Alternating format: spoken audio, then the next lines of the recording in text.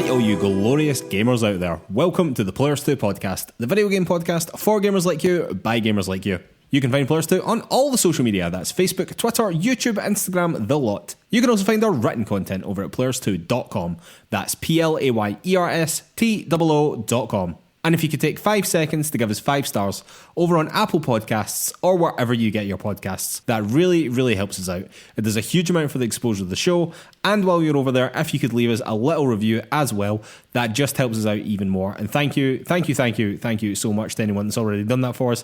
It genuinely does mean a lot, and it genuinely does help us out. Alright, and on with the show. My name is Mark Henderson. With me, as always, Mr. Lewis Camley. How's it going, Lewis? Going not too bad at all, Mark. Good to see you. How you getting on? Not bad at all. Lewis, I do have to tell you, and I do have to tell the listeners, that my podcasting room has been stripped of all furniture and flooring and any soft furnishings of any kind except from my curtains, because I'm getting a new carpet. So if I'm slightly more echoey... No, I've not just been robbed, I've just not been robbed, no. So right now in this room there is my chair, my desk and my podcasting equipment. If I sound slightly more echoey than usual, my apologies, this will be a 1 week thing. I have taken some minor precautions to alleviate this, so yeah. How are you doing? Yeah, all good here. I'm hoping there's going to be no funny noises. I'm still kind of getting used to this new podcasting space now that I'm out of the cupboard. It might be not our best Sonic episode. Are you reminiscing about it yet? Absolutely not. I had to clean that cupboard over the last couple of days, and I'm glad to see the fucking back of it. So. Fantastic. All right, Liz, what have you been playing this week? Just more Resident Evil. I am shocked somehow to be saying, like, this is not a long game, and I feel like I've been playing it for a while, and it's just this perfect storm of life stuff and decent weather and the European Championships that mean I'm not putting in quite as many gaming hours as normal, but I've pushed on with Resident Evil Village very close to the end now. I think I've only got about an hour and a half or so to go, a couple of boss fights basically. I don't have too much to add to what I was saying last week. The game, to me, is not quite as sharp as 7 was, but it's still really good, and actually some of the sequences beyond the point that I was at last week, which was just after House Beneviento, the kind of second boss area, I'm now essentially into the fourth major boss area, and there's quite a lot of tidying up around the village to do in between those sections, which I quite enjoyed. Those latter bits, it's just more of the same, but they're good fun. The boss characters that it introduces are weird and grotesque, some decent encounters there, some good fight sequences more than there are good puzzle sequences. I'll be done with this game before we talk again, Mark, which I'll be glad of, but not because I've not enjoyed the game at all, just that it's not a very long game that I've really laboured over. Overall, I would highly recommend it to anyone who enjoys particularly the more action-y versions of Resident Evil, so to speak. There's definitely several strands of the Resident Evil series now, and this one is pretty gung-ho, it's pretty action-packed. I mean, it does have puzzle sequences and stuff like that, but it's not as interested in that as it is in having you take part in big gunfights at certain points and run for your life quite often. But yeah, overall, enjoying it. We'll be glad to see the back of it, but not because it's not been good.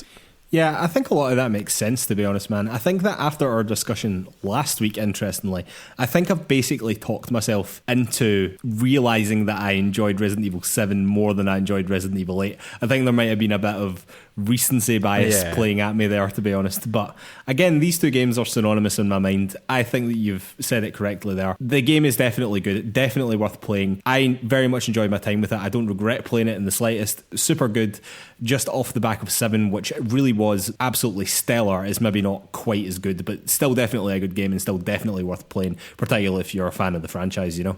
Absolutely, yeah. And what have you been playing, Mark? Well, Lewis, I too am still playing a game which I now feel as if I'm labouring over, which is Cyberpunk 2077. I have one mission to do, and I have just started that mission and then stopped the game. For various reasons, I couldn't go back and finish that mission before we were recording, but I literally have, I would say, less than an hour left of Cyberpunk 2077. I don't have too much to add. What I will say is that I went on a bit of a tirade last week about how I hated the driving, but two of the things that I said there was, one, that it can be incredibly frustrating, and if you want to know why I think that, then you can go back and listen to last week's podcast. But the other thing that I said was that it can be quite boring as well, because a lot of the driving is done on big highways. The whole city's connected by these big, huge highway networks.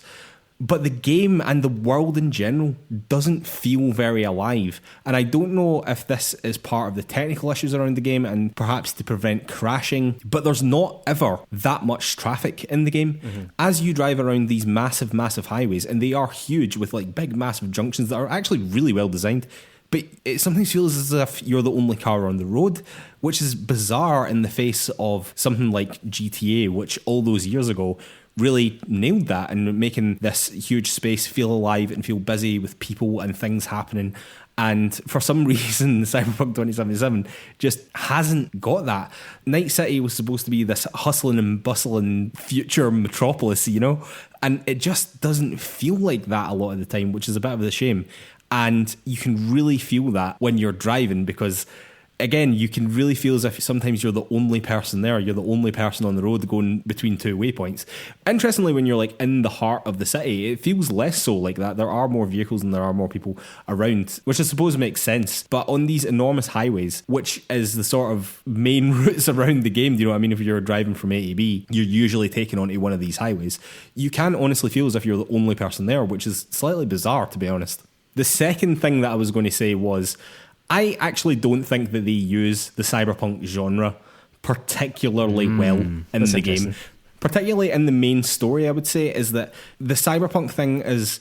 It feels like the backdrop to a lot of stuff rather than posing any actual interesting questions that the genre usually does. Basically, when I think of amazing cyberpunk, I basically think of Ghost in the Shell, which was so full of like big existential questions and stuff like that. And I absolutely love that anime series. And if anyone hasn't watched that, you should definitely do it. Standalone Complex is sensationally good.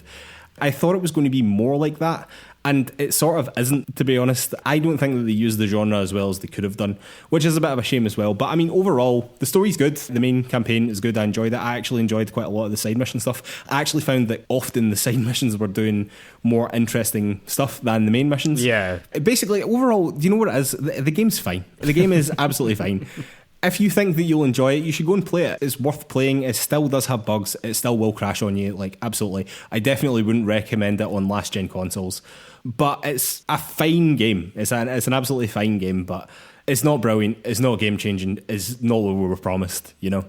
Yeah, I definitely get that impression from everything you've said about it over the last few weeks. And that point that you made there about the side missions often being more interesting than the main game is something that I think came out quite a lot in the reviews back when it did launch. And it just feels a bit like that. Like maybe there's something about the world that they've got or the overall piece that is quite good or could be quite interesting, but the main bulk of it has just been rushed, both in terms of the technology and in terms of the main plotline. Yeah. The thing about the world is that, again, in concept, like if you say all the things out loud about the world, it should be so cool and fun to be in, and just a lot of the time it isn't. Yeah. Because you think of these like very vertical worlds that they've built there, which are really interesting, and they have lots of wee intricate areas and whatever. It just doesn't feel great a lot of the time, and I can't really put my finger on why that is. But in my head, this should have been the coolest game ever, and it just sort of isn't. And it's a bit unfortunate. I mean, there's a lot of unfortunate things about this game, let's be honest. But yeah, I think that it's just a little bit disappointing overall. In fact, it's not a little bit disappointing. I think in the face of what we were promised, it's a lot disappointing. But I wish it was better than it was. And I think I'll probably leave it there for Cyberpunk 2077. Fair enough. Well, let's hope we're both beyond these games before next week then. I definitely will be, I can promise you that. Anyway, Lewis, time for the news. Alright, Lewis, news item number 1. Xbox have announced that xCloud is now widely available on PC, Android, macOS and iOS. xCloud has been available on an invite-only beta since April, but now it is available to everyone as long as you have Games Pass Ultimate. This comes off the back of Xbox updating their data centers with Series X hardware, which we discussed last week. With the updated hardware, they are targeting 1080p 60 FPS as their streaming quality, and they currently have support of over 100 games. Microsoft also announced that on the new Windows 11 operating system, they will have a dedicated Xbox app which will support Games Pass and xCloud as well. Now, Lewis, last week when we were talking about this, when we were talking about the fact that Xbox were updating their data centers with this hardware, I reiterated my point that I said at the beginning of the year that I thought Xbox were really going to lean into xCloud and that would be a huge part of their marketing moving forward. I then speculated that we might have to wait until maybe 2021 to really see the fruits of that, you know? Partly because of COVID and partly because I didn't think that they were going to launch something quite big in the middle of the year. But little did I know, we only had to wait a week for all of this to absolutely take off. So outside of xCloud being directly on your television, which I understand is something that is very much on the table and that we might very well expect to see soon, this is, very nearly at least, the fully realised Netflix of gaming, right?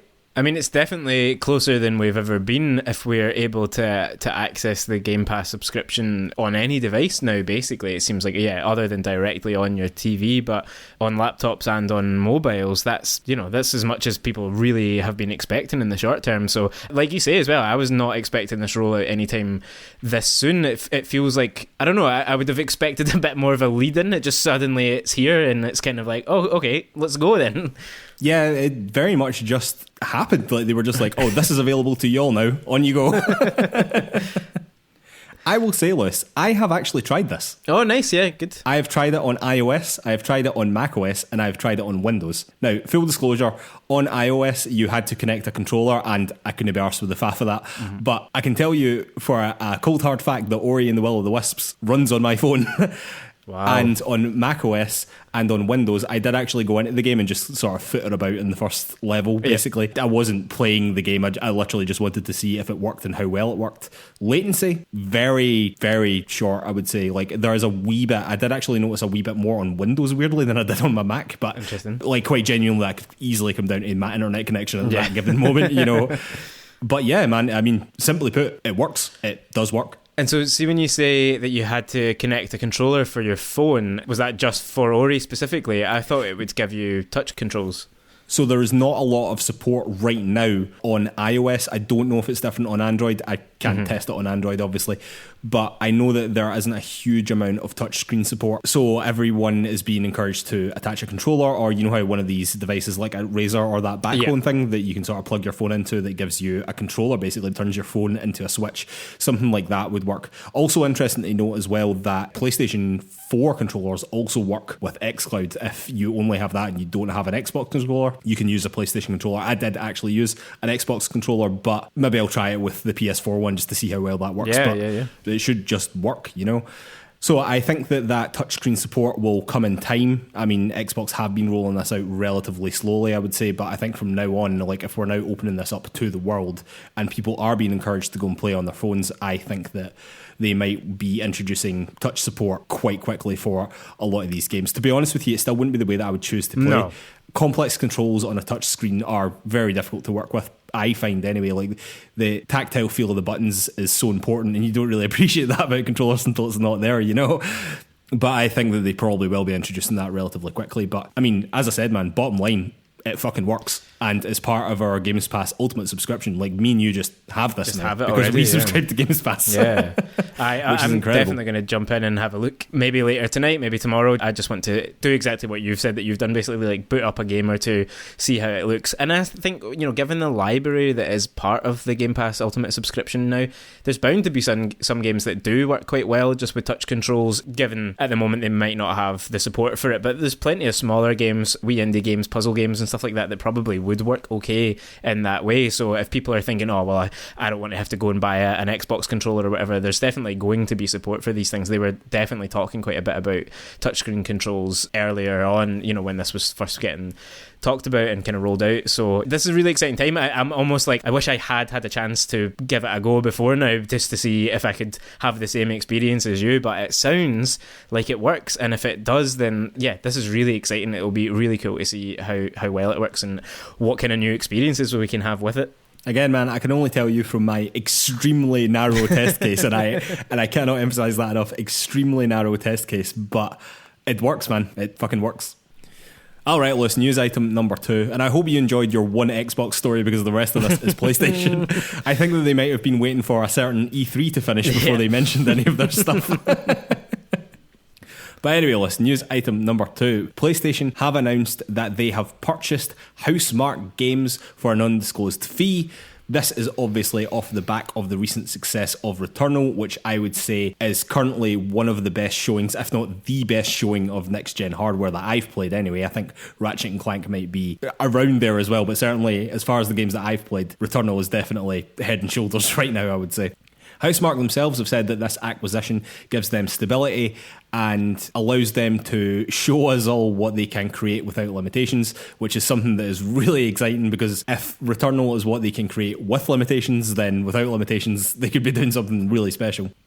Obviously, what they're really talking about here is that now that they are part of the PlayStation Studios family, they have the financial stability to be able to take a lot more creative risks, which is why devs sign up to these deals in the first place. Do you know what I mean? It's a lot less risky to take interesting creative decisions that might not pay off. Do you know what I mean? But at the same time, taking risky decisions is often where you get the best games, which is why this is a fantastic announcement, or I think so anyway.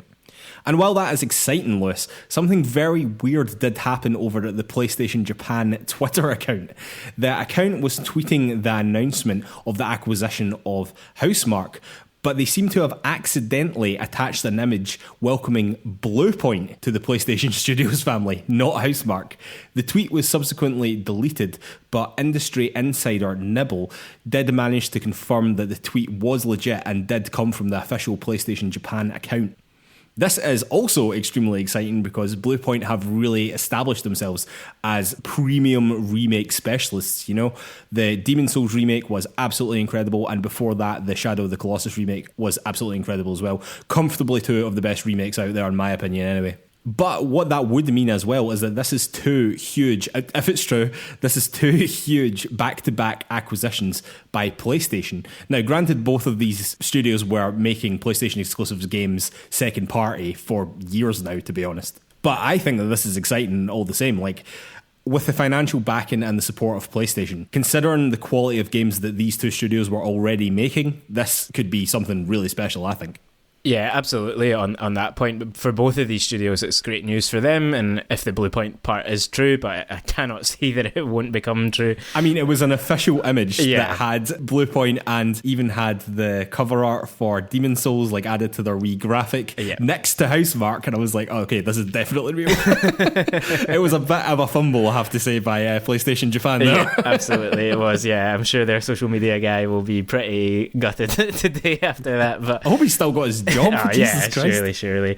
I mean, yeah, so for the purposes of this conversation, I think we're both just going to assume that Bluepoint is official and it's happening. And as I was saying there, for both of these studios, that's great news. Like you were saying, Mark, it brings stability, it eases those financial restraints. You know, not that either company would really have been under any, given how closely they've been working with PlayStation recently, but it's just that extra step to say, you know, don't worry, you're part of the family now, it's all going to be okay, you can make whatever games you want. Although even that point will be interesting to see how Bluepoint proceeds, because surely now PlayStation will be essentially directing them on what games to remake, you know, or to glow up, or whatever it is that Bluepoint are going to do next. But that's what we should start referring to remakes as, the glow up of the game. And just to touch briefly on Housemarque itself, I mean, I think that it's great that Returnal has done well enough, or at least shown the promise that studio has to get this deal over the line. It makes sense. I think probably if you'd asked a lot of people, they would have thought that Housemarque was probably on the cards to be bought by PlayStation, given the relationship, given... Oh yeah, man, I could see this a mile away. Yeah. And so, yeah, it's great that they've done that now. They've given Returnal a bit of time to gestate, to let it land with players, and people have loved it. I certainly enjoyed my time with it. I really want to go back to it some point after Resident Evil's done. I know you really enjoyed it, apart from the roguelike elements, and that'll be the interesting thing to see from them. They've been making kind of like AA level games or indie level games for a while. They've been making these quite kind of arcadey hits, and it will just be interesting to see now, do they become the next Insomniac? I mean, are they going to expand massively? Are PlayStation going to keep them at that level and get them just working on these really interesting but quite tight, smaller games? Do they branch away from their core formula? I mean, I hope not. I hope they keep doing what they're doing and they just make it bigger and better, and they take advantage of the hardware and all those other buzzwords that their press release will have included today. But overall, I think it could be really exciting for the team there to see, not just in the next 5 years, not just their next game, but across the next like 15 years, what are Housemarque doing? How big do they become? Do they become a major player in the PlayStation family and in gaming generally? Well, yeah, I think that PlayStation has a bit of a history, to be honest, of nurturing studios like this. Thinking specifically of Naughty Dog, who went from making Crash Bandicoot to making Uncharted and then The Last of Us. Yeah. You know what I mean? Insomniac is a similar story, I suppose, although they were independent for a lot longer, obviously. But yeah, really exciting times for Housemarque. I almost wonder if, specifically on Demon's Souls for Bluepoint and Returnal for Housemarque, if PlayStation were sort of saying to them, right, prove it. We know that you're a good studio. We want to know if you can make games of this caliber. Go, do what you're going to do. Do you know what I mean? And I sort of wonder whether PlayStation's second party strategy, we know that they've made deals with Haven. We know that they've made deals with Firewalk. We know that they've made deals with Deviation Games as well, which was just announced at E3. Yeah. All of which are led by established veterans of the industry. Do you know what I mean? So PlayStation know that it's worth taking a risk on these people. If PlayStation partner with you and say, prove that you can make a fantastic game on our platform and we'll bring you into the family, so to speak. I wonder if that's what they're trying to do. I made it sound a bit like the Mafia there, but you know what I mean? Mafioso, doesn't it? You know what I mean, though? Like, I wonder if they're sort of saying, like, if you can prove that you can make a fantastic game for our platform, then welcome aboard, you know? It makes total sense that, I mean, as a business strategy to, like you say, to essentially give them a trial run, to bring them on board and say, you know, you're making this for us. We're going to, particularly in this generation, you know, we're going to front load this. Returnal is going to be one of our big flagship launch period games that we're going to really shout about. Demon's Souls as well. I mean, other than Miles Morales, it was the game that launched the console, essentially. Absolutely, it was, yeah. And so it is kind of saying to them, not just prove it, and not just prove it in terms of sales, and not just prove it in terms of review scores or whatever, but just... No, I don't mean that. I really mean in terms of, like, quality. Yeah. You know what I mean? Like, I think PlayStation as a brand really value that, and games don't go out in their glitchy messes. They go out in their tight. Exactly, yeah. And I think that is what they were wanting to prove, you know? Yeah, and you put them out and you see what the reaction is, but you also see, like, what is it bringing to the table? What does it add to our stable of games? You know, we've got our big third-person narrative masterpieces, but this is actually this different type of thing, and you know, Demon's Souls is our... Not that PlayStation hasn't had exclusive Souls-style games before, obviously, in the case of Bloodborne, but it's kind of them going, like, we want a bit of all of these. In contrast, and I don't want to make this about a contrast between PlayStation and Xbox, but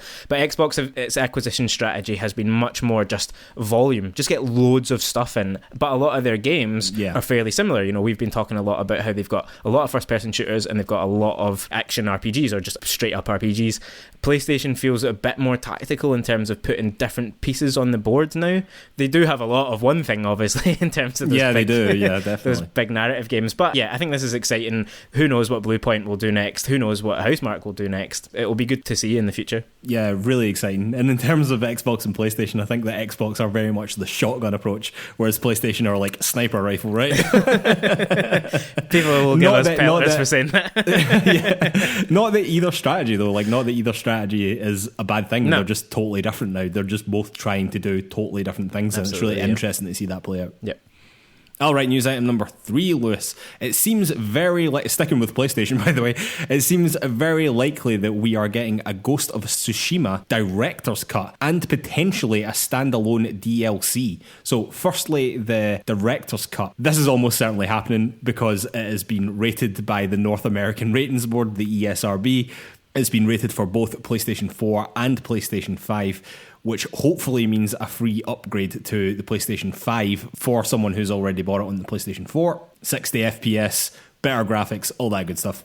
However, the PlayStation 4 version has been rated as having in-game purchases, something that the original game did not have. However, instead of this being microtransactions, I personally think that it's much more likely that this is a purchase of the standalone DLC. Do you know what I mean? If you already have a PlayStation 4 copy, you might have to buy the DLC. However, if you buy the PlayStation 5 copy, then it will come with the DLC. I think we might be looking at a situation like that. That's pure speculation at this point. We'll need to wait and see. But onto the DLC, this has been rumoured for a while, but Special Nick on Twitter said with a Sean Connery accent there, who apparently was the founder of Xbox Era, believe it or not, has leaked this information about a PlayStation exclusive game, but apparently he has been correct in the past, so this is someone to pay attention to here.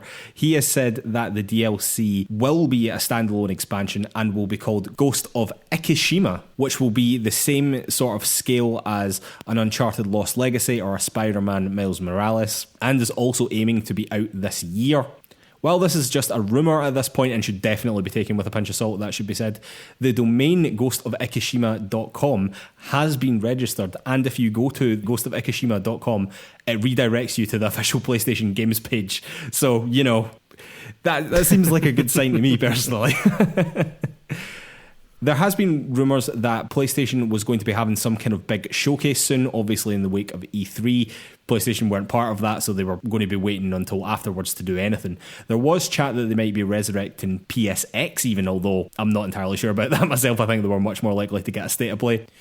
But Ghost of Tsushima is actually a year old next month as well, so all of this would sort of make sense, you know what I mean? It all adds up, you know? So, two things here, Liz, I suppose. We now have our second PlayStation exclusive game getting a director's cut after Death Stranding was announced at Jeff Keighley's Summer Games Fest. And we are getting another smaller Lost Legacy-esque game for Ghost of Tsushima. So, thoughts? Thoughts? Yeah, the phrase director's cut is quite an interesting one to be thrown around with these games.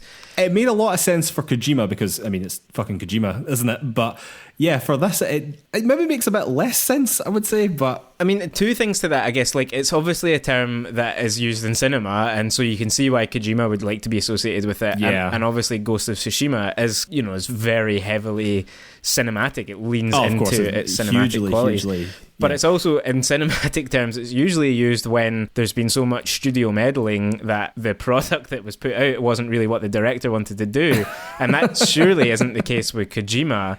It's hard to imagine that it would be the case with Ghost of Tsushima either, really. No, so, to be honest with you, with Death Stranding, it sounded like they were just drawing attention to Kojima, weren't they? Kojima, you know what I yeah. mean? He is the game director of all game directors right now, do you know what I mean? Whereas Nate Fox over at Sucker Punch, I'm sure is a fantastic game director, but he doesn't have the same caliber of Kojima, you know what I mean? He doesn't have that name, you know? Yeah. I mean, so I wouldn't be stunned if this basically is just the PS5 version, you know, the upgrade patch or the bonus content in that sense, and maybe it'll just come with like some additional scenes and maybe some other bits of soundtrack and that kind of thing. That's sort of what I imagine that could be, and I think that that's good. I hope that it is a free upgrade for PS5 players who've already got it on PS4, because there's nothing really otherwise to go back for, except if this DLC is accurate, if this is actually going to happen, and like you were saying, all signs point to it. If there's already a redirecting URL, that's a bit of a smoking gun, it feels to me. Well, it does feel a bit like that, but take it with a pinch of salt for just now, everyone, I would say. But I think generally that's a game that merits more content in that way, because I don't think it has a ton of replayability once you've really rinsed it on your first playthrough, which I think most people will do in a big kind of open world game like that. You know, you're going to go and find most of the outposts, you're going to go and find most of the secrets and the fox dens and clear out all the different areas. It, man. Yeah. I'm sure you were pretty close if you didn't platinum it. Pretty much, apart from the few things that I found too boring to bother going back round for. And you know, there was some boring stuff at the end of all of that. Yeah, and it's the same way with platinums. It's the same way with platinums. Totally. And I suspect that that's most people's experience of it, because you don't want to just rattle through the story in a game like that. You know, you want to explore it, you want to fill it out. So taking that and following the Uncharted Lost Legacy model or the Miles Morales model of sort of going like, we'll give you a smaller game. It's somewhere between DLC and a full new game. So it's another 4 or 5 hours content, say, and we'll just tweak the map a little bit. We'll throw in some extra new skills, some new throwables, some new weapons and that kind of thing, and just tell a little coda to the narrative there. And we know obviously that Ghost of Tsushima is going to be building towards another big full sequel, probably set on Japan itself, on the main island. So you know, this is a nice little halfway house. It's a good way to get people back in on the PS5. It might lead to more of the Legends content. Sucker Punch have been great, and PlayStation, at keeping this game alive longer than really it probably deserved to be. It was, you know, it's just a big open world game. They come and they go, but it's, you know, they've really supported it with some genuinely interesting stuff. Yeah, no, they definitely have. I have to admit that my bet for Ghost of Tsushima 2, like the next full Ghost of Tsushima 2, is that it is a prequel, because I think that they were constantly setting up a prequel throughout the main story of that game, and I actually think that there's a really good prequel in that. Usually when you're going backwards, I feel as if that's a bit of a dodgy move, but I feel as if they set it up so well in the main campaign, you know what I mean? No spoilers, obviously, but I think that there's a really good sequel game in there, to be honest with you. I mean, one on mainland Japan, I would take that in a heartbeat. Yeah, absolutely. Heartbeat. Yeah. To be honest with you, anywhere, set it anywhere in Japan. It was so cool, that game. It was a fantastic, really fantastic game. Alright, let's news item number 4, and it's more PlayStation. Insomniac seem to be working on a new multiplayer game. This comes from a job listing which Insomniac themselves posted on Twitter, which specifically states that they are looking for a, quotes, system designer, brackets, multiplayer. So, could not have been more blunt about this. This is obviously notable because the last major multiplayer that Insomniac made was actually Sunset Overdrive for the Xbox One back in 2014. Before that, they had made the games Fuse, and they had worked on the Resistance franchise for PlayStation, and some of the older Ratchet & Clank games had multiplayer as well. However, the job listing also mentions specifically melee-based combat for its multiplayer title. And all of those games extensively use guns, List. They extensively use guns. So that to me could point to a new IP, which would be really, really exciting to see from Insomniac. I think that this is pretty interesting, as it is yet more evidence that PlayStation are trying to get IP in the multiplayer space. I think PlayStation IP, as we were just talking about, is mainly story-driven, mainly action-adventure type games, do you know what I mean? And they've been very, very successful doing that. But a gap in their repertoire is definitely multiplayer. As I'd mentioned before, they have deals with Firewalk Studios, who is made up of ex-Bungie devs. They have already confirmed that they are making a multiplayer game for PlayStation. And they also have a deal in place with Deviation Games as well, who are made up of ex-Treyarch employees. So to me, it would be shocking if they weren't making a multiplayer game as well, you know? So what are your thoughts on this? I mean, I think you're probably right there in what you're lining up. It does seem like they're trying to, you know, as I was sort of suggesting before, they're looking for the gaps in what they've got, and they're trying to fill them either through acquisitions or these second-party deals. And multiplayer is an interesting one because it sort of bucks the trend, really, of what PlayStation first-party games have been about in the last wee while. PlayStation first-party games across the PS4 generation in particular felt almost like the one bulwark against the total multiplayerization of the gaming space. You know, it was like you can rely on there being good single player games here, but they are obviously trying to broaden that out. The thing to me really that makes this a tricky question is that if you want an exclusive PlayStation multiplayer game, it has surely got to be cross-platform then, right? It's got to be on PS4 and PS5, cross-generation, sorry. To do that, we've had those discussions already about are games held back by that in some way? Maybe not in the case of a big multiplayer game, because it might just be a big map and it doesn't really matter too much, but I think that'll be an interesting thing, because you can't put out a PS5 exclusive multiplayer game at the moment. I don't think there's not enough players out there. It's too small a market. Saying that, with the ecosystem that they have in total, this could be fascinating. We know that, or we think at least, that a Last of Us Factions game is also in the pipeline, so if there's something coming from Insomniac, there's something coming from Naughty Dog, there's something coming from these smaller studios that PlayStation are teaming up with the legacy of working on, you know, with Treyarch on Call of Duty and working for Bungie on Destiny. That is a lot of talent to be pumping into your multiplayer space, so Christ knows what it's going to be. I can't really imagine what an Insomniac multiplayer... I mean, Ratchet & Clank feels like a good candidate if it hadn't mentioned this melee specific thing. Yeah. You could imagine, having not played it yet, but you could imagine some sort of, you know, multiple rifts in time opening so that there's just loads of ratchets or rivets or, you know, whatever other types of characters are in there. I have to say, I'm in total agreement with you there. Hadn't they said this melee focused combat, or that they wanted someone with specifically melee skills, I would have said that Ratchet & Clank was the best candidate as well. I think a lot of people might have been thinking about like a Resistance revival. I'm really not sure about that, to be honest. I would have thought that a new IP would be more likely than that as well. I actually thought the Resistance franchise was great. I thought it sort of died too soon as well, but I think that PlayStation are much more likely to do a new IP than go back to something like that, personally. And I think they should in that case. You know, I don't think that any of the other games you listed there are really worth reviving in a big way. Man, Sunset Overdrive 2 would be insane, though, if it went from being an Xbox exclusive to being a PlayStation exclusive. But that wasn't like a core multiplayer game, right? That wasn't its whole thing, I don't think, having never played it. I've never played it either, but I think it was, man. I think that was the main component of the game, was the fact that it was a multiplayer. I think that was a huge part of it. I think it was PvE, but yeah. Maybe that's what I'm thinking of then. I just didn't think it was like solely about multiplayer, and so, you know, maybe that is the one, and that will get people excited, but something in that Ratchet & Clank universe with loads of players would be a ton of fun, and if not that, new IP is always exciting. Let's see. New IP is always exciting, man. I'd love to see it. And Insomniac, you can trust Insomniac. Yeah, totally. Alright, let's finish off as we always do with a couple of shout outs. Shout out number 1, Mario Golf Super Rush came out this week, currently sitting with a 73 on Metacritic, but the overwhelming reaction to this game, I would say, is that it's a little disappointing. I think that it lacks content versus previous games. I think that the campaign is maybe a bit lackluster versus previous campaigns, and I think that the new modes maybe haven't hit home in the same way that Nintendo were hoping that they would. But Lewis, this has not deterred me in the slightest. I think that me and you should definitely play this game.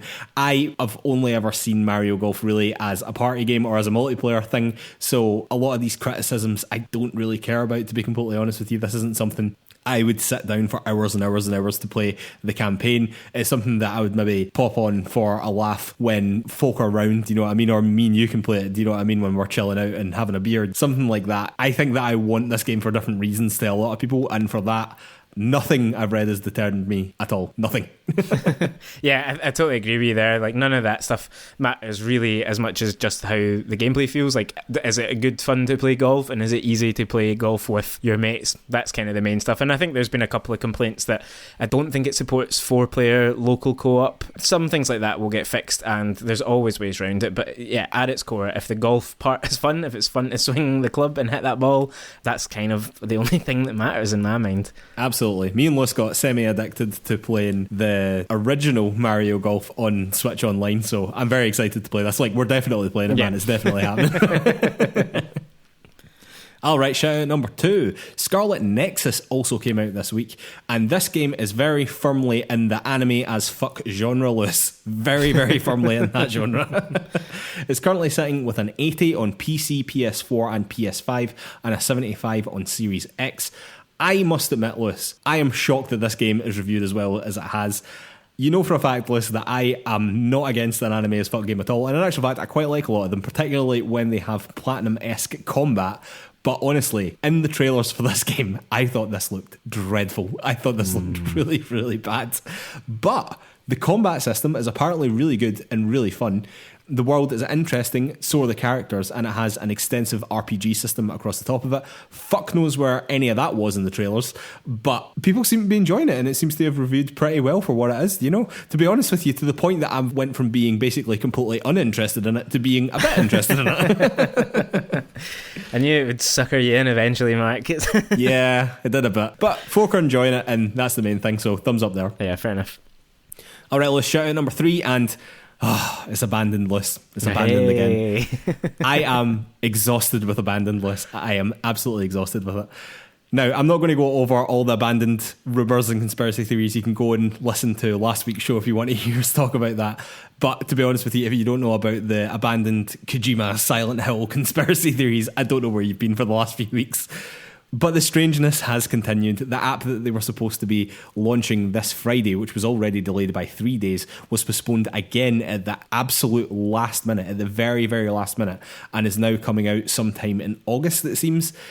The alleged game director, Hassan Karaman, was on Twitter again, saying that the delay was because of last-minute bugs and localization issues. He also said that the last few weeks have been very stressful for him and his team, which, if this is just an indie studio making an indie game who were sort of trying to play up to the fact that they were associated with Kojima and this whole thing blew up in a way that they totally weren't expecting, I can imagine he's had a very, very stressful couple of weeks.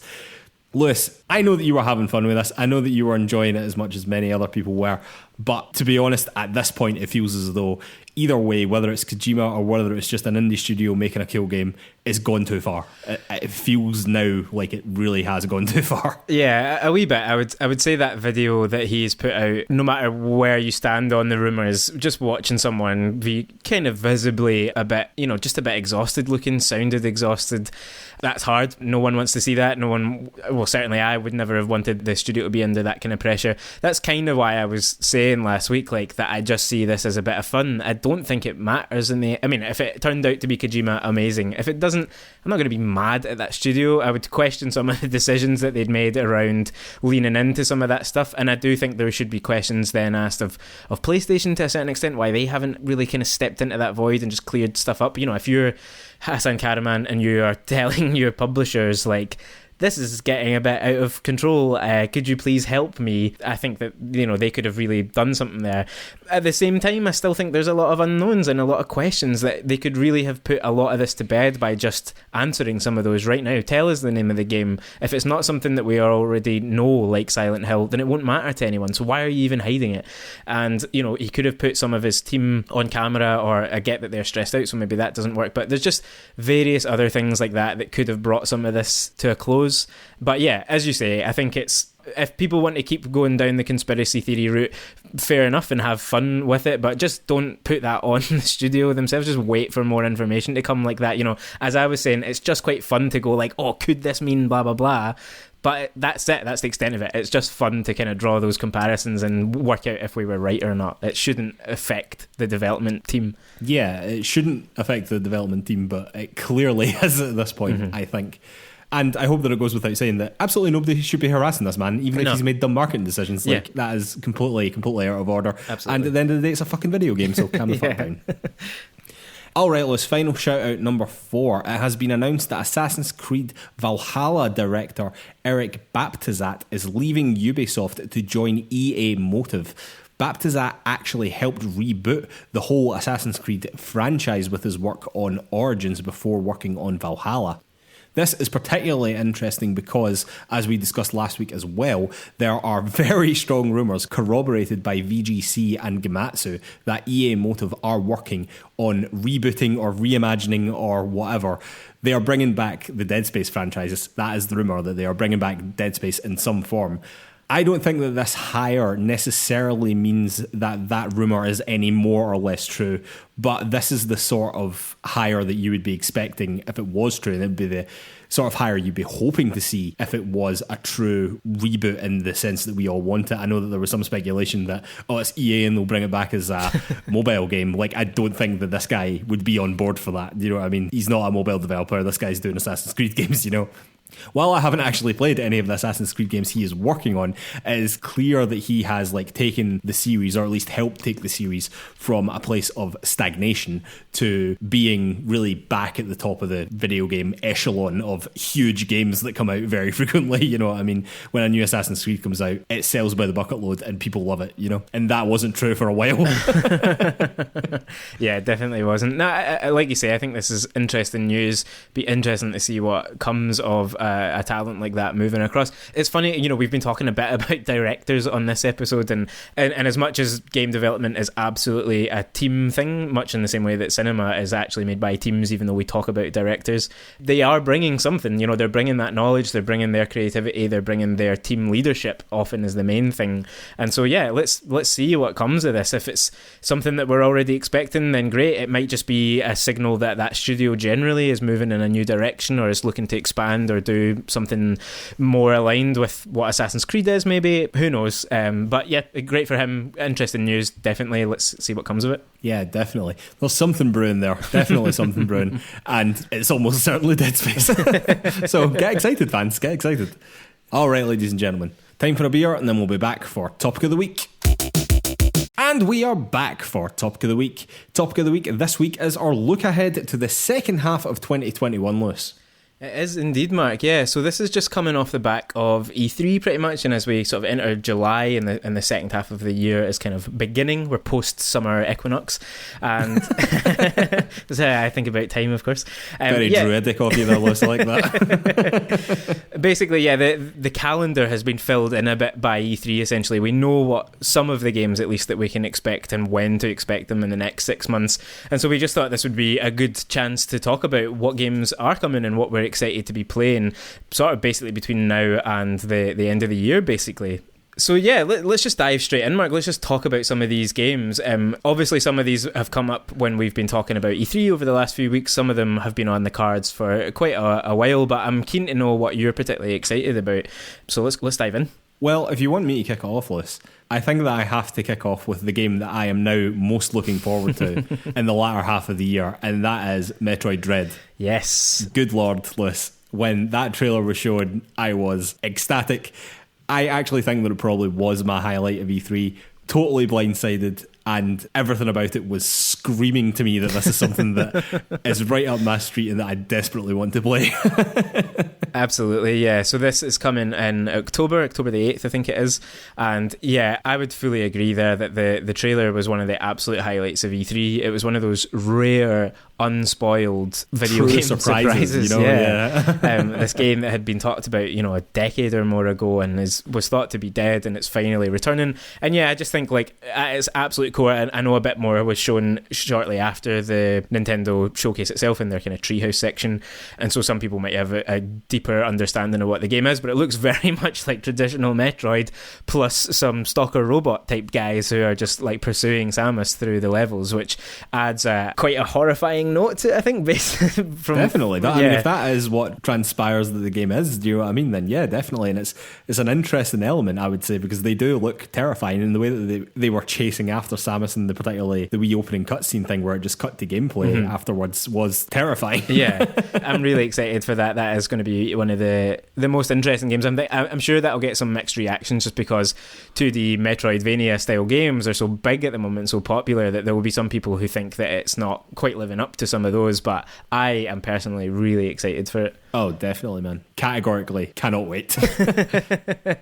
What about you, man? Were you interested I'll go for another one that's coming out kind of roughly at that same period, just a couple of weeks before, and that is Deathloop, Mark. That is a game that I am really excited to see. I'm sort of surprised at that, Lewis, if I can just stop you right now, because this game is a first-person shooter.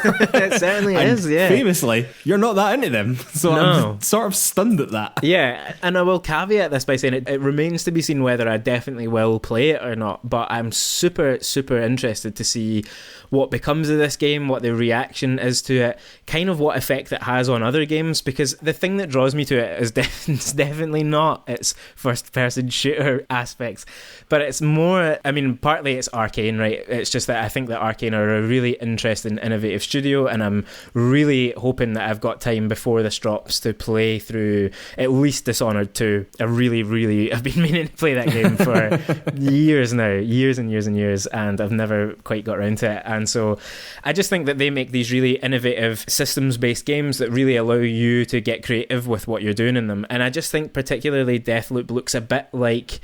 It looks like it has kind of elements of Hitman in terms of it being sort of these quote-unquote murder puzzles you have to solve. You have to understand how all your targets are moving around this island and how to get to them and how to draw them into different spaces so that you can get everyone on the same run. And it is also using these time loop mechanics, which are just the biggest thing in games right now.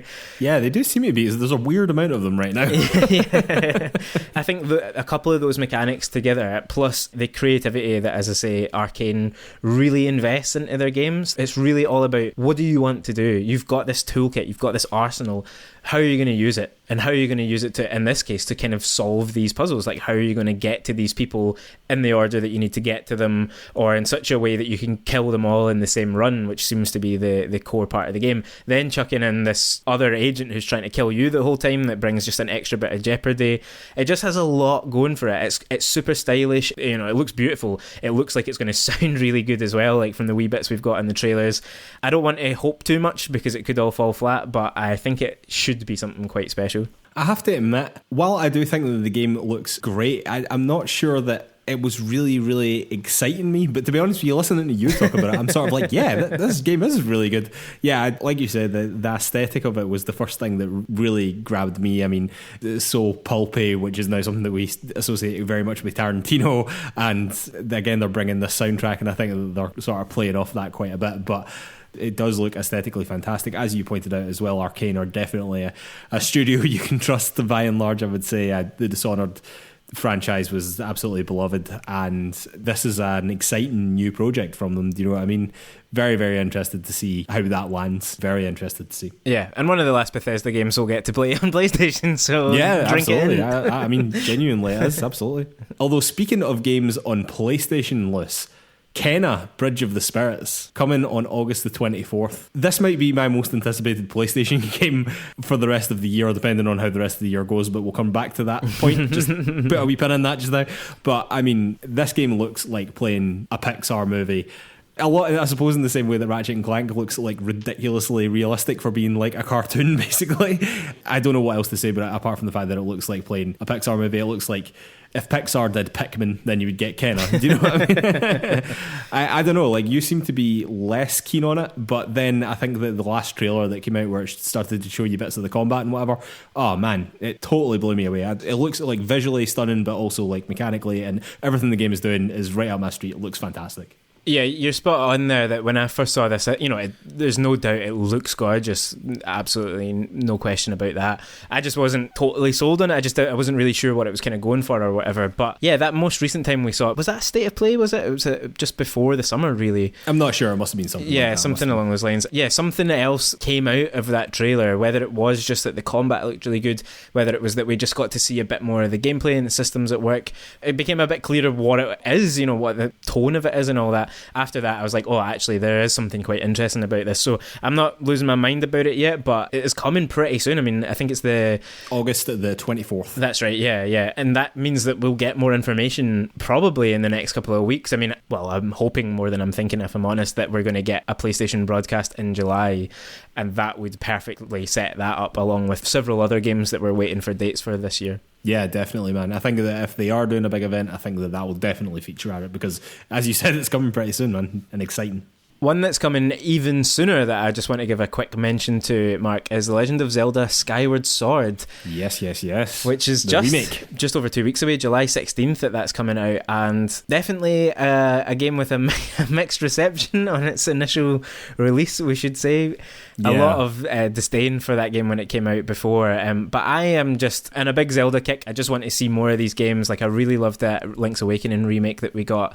This looks a bit less like a game that I would be totally sold on. It looks still a little bit choppy from the bits we've seen recently, and I'm not totally sold on the transition from motion controls to the sticks, although I'm very glad that they have done that. I'm waiting to see what people think of how that feels, Yeah. I must admit, I am a lot less excited about this than I sort of want to be. I think that I'll almost certainly still play it. But as you said, I wonder, because I actually don't know a great deal about this game apart from the fact that it had a bit of a ropey reception, but I wonder if that ropey reception is down to motion controls and the fact that motion controls suck. And I am unapologetic about the fact that I fucking hate motion controls. I really, really do. So the fact that they've transferred this onto a proper gamepad is fantastic. How that will translate remains to be seen because the game was obviously designed with motion controls in mind, but we'll see. I'm hopeful, but I don't have massive expectations for that, if I'm totally honest. But listen, I think that we have to mention two games, I think, from the big console platforms. One, Halo Infinite, and two, Horizon Forbidden West. Neither of which actually have hard and fast dates, but both of which are slated to come out this year. I don't want to put words in your mouth, Lewis, but I think that we're both pretty confident that Halo Infinite will be coming out this year, and I think that we are both slightly sceptical now about whether Horizon Forbidden West will come out this year. And this is probably the only thing, to be honest with you, like, talking about Horizon, the only PlayStation game that I would say tops Kenner right now. And just seeing the gameplay trailer and whatever recently, I was just thinking, yes, I'm about this. I want this game. Please give it to me. I don't know if it's coming this year though, and I think that that's a problem. Whereas Halo Infinite, I'm pretty confident it's been delayed for a year already. If it doesn't come out this year, something's went drastically wrong. Yeah, I have absolutely no doubt at all that Halo Infinite is coming this year. Phil Spencer even said a week or so ago that they know when it's coming out. They're just waiting for some other games to fall into place, which basically means they're waiting to find out what date Call of Duty is releasing this year. I was just going to say that. They want to avoid Call of Duty desperately, That's all it is. So, you've got a window there. It's going to come out some point between, I would suggest, the middle of October and the middle of December, but probably basically in November. Yeah, I would have thought so. And we'll be talking about that game tons more in future, so let's not labour it too much here. But from what we've seen, it does feel like they've overhauled it from that bad first look. It is going to be huge. It has to be huge. It has to be a hit. It really has to land. I can't really stress that enough. I think it will be an absolute disaster if that game doesn't live up to at least some of the fairly massive expectations that people have for it.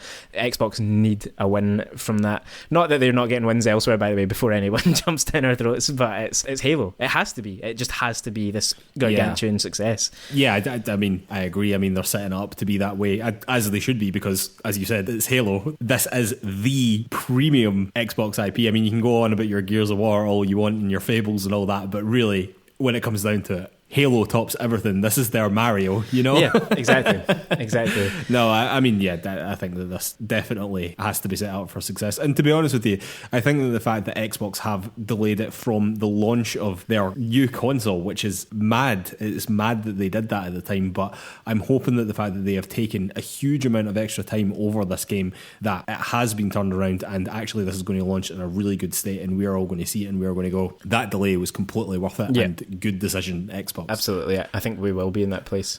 On Horizon, though, honestly, do you think it's going to come out this year? Just bottom line.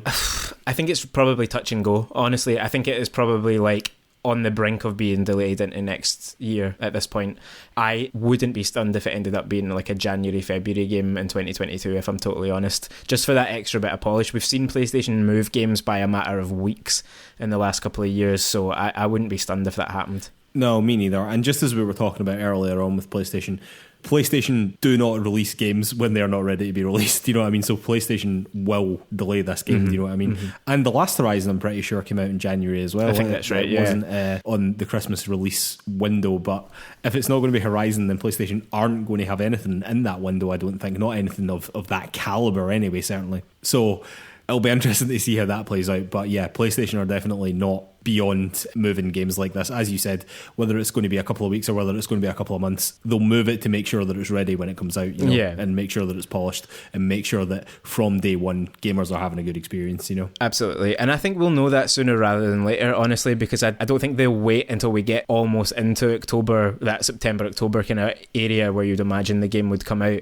I don't think they'll wait until that point to delay it. I think they'll tell us before then, just to set expectations. I don't think they will want that to look like a last minute delay. I think they'll want to put that out there as like, we're just taking the time, we're making this right, that's what's happening, you know?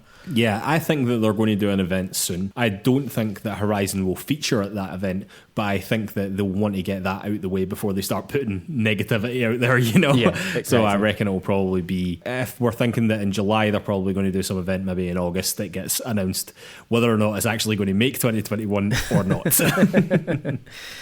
There's a lot to look forward to here, but I think specifically I love the amount of AA and indie games that are coming out that I am incredibly interested in the latter half of the year, you know? Yeah, I'd totally go along with that. There's don't get me wrong, there are still some big hitters there. I mean, if you look at October alone, you've got like Far Cry 6, you've got Back 4 Blood, Battlefield, Guardians of the Galaxy. Oh, Guardians, yeah, Far Cry, yeah, didn't even mention them. There's loads of stuff that we're not even mentioning here. There are big games There's like 1,000 things that we're missing, I'm sure. but I would go along with that. Like, there are tons of smaller games, and I think that that's basically the story of 2021 in a lot of ways. We've seen from last year and into this year a lot of big games get pushed, get delayed because of the pandemic, basically, and the effects that that's had. But there's still tons of smaller games coming out that I keep thinking if PlayStation do have an event soon, they're going to put dates on a lot of the stuff that was showing off at their big PS5 showcase event last year.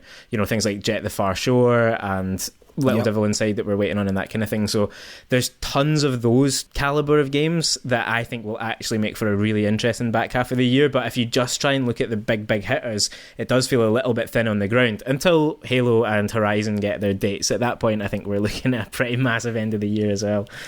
Yeah, and I mean, obviously you've got, as you mentioned, you've got your Call of Duties and all that coming. Battlefield, never even mentioned that as well. Jesus, you know what I mean? There's loads of stuff coming. There really is. Exciting times, Lewis. Exciting times, but I really think that we are lucky to live at a time where the indie space, and we're getting so many different smaller games that are just so diverse and so creative, and yeah, it's awesome. And even when we were going through our E3 hidden gems last week, I was just thinking, God, there is so much. There are so many video games. How can I play them all? Anyway, ladies and gentlemen, we'll have to call it a day there. I'd like to remind everyone that you can find Players 2 on all the social media. That's Facebook, Twitter, YouTube, Instagram, the lot. You can also find our written content over at players2.com. That's players2.com. And if you could take 5 seconds to give us 5 stars over on Apple Podcasts or wherever you get your podcasts, it really, really, really, really helps us out. It does a huge amount for the exposure of the show. And while you're over there, if you could leave us a little review as well, again, it just helps us out so much. It really does only take you 5 seconds, and it does a huge amount to help us. I know I say this twice a week, every single week, but it does not become less important on a weekly basis. And thank you so much to anyone that's already done that for us.